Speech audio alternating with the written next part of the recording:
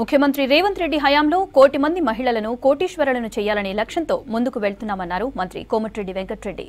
నల్గొండ జిల్లా కట్టంగూరు మండలం ఐటిపాములలో ప్రతీక్ ఫౌండేషన్ ఆర్థిక సహాయంతో స్వచ్ఛ శక్తి off grid cooperative solar battery యూనిట్లను ప్రారంభించారు మంత్రి కోమటిరెడ్డి. స్వశక్తితో మహిళలు పైకి రావాలనే ఉద్దేశంతో 50 మంది స్వయం సహాయక మహిళలకు సోలార్ విద్యుత్ యూనిట్లు ఏర్పాటు చేశామన్నారు.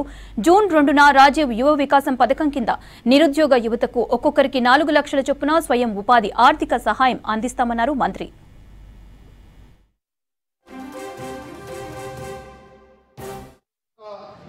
తక్కువ ఖర్చుతో అలాగే గతంలో అయితే సోలార్ని మధ్యాహ్నం వస్తే మధ్యాహ్నం వరకే వాడాలి, నైట్ స్టోరేజ్ లేకుండే.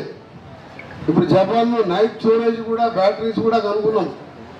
నైట్ స్టోరేజ్ బ్యాటరీస్ కూడా వచ్చిన తర్వాత సోలార్ ఇలా ప్రపంచం అంతా అమెరికా లాంటి దేశాలు కూడా న్యూక్లియర్ కానీ థర్మల్ కానీ పనిచేసి సోలార్ వైపు రావడం జరిగింది. అందులో భాగంగా ఐటిపాములో పెడుతున్నప్పుడు నేను ఒక్క నిమిషం కూడా ఆలోచించకుండా వెంటనే మీరు ప్రోగ్రాం పెట్టండి, తప్పకుండా ముందుగా 50 మంది మన అక్కా చెల్లెళ్లకు మహిళా సంఘాల వాళ్ళని సెలెక్ట్ చేసి వారితో ఈ కార్యక్రమాన్ని చేపిస్తామని చెప్పి తప్పకుండా మీ గ్రామం నల్గొండ జిల్లాలో మోడల్ గ్రామంగా ఉండే విధంగా ఐటిపాల గ్రామాన్ని ఈ సోలార్ జాయింట్లో ఇంకా అవసరం వస్తే మరొక 50 మందికి సెలెక్ట్ చేయడానికి మీరందరూ కూడా ముందుకు వచ్చినట్టయితే కలెక్టర్ గారు మీరు మాట్లాడుకొని చేసి దాన్ని ఏ విధంగా మార్కెటింగ్ చేసుకుంటూ ముందుకు పోతారో తెలుసుకుంటే తప్పకుండా ఐటిపాల గ్రామానికి వచ్చే కాలంలో మరొక 50 మంది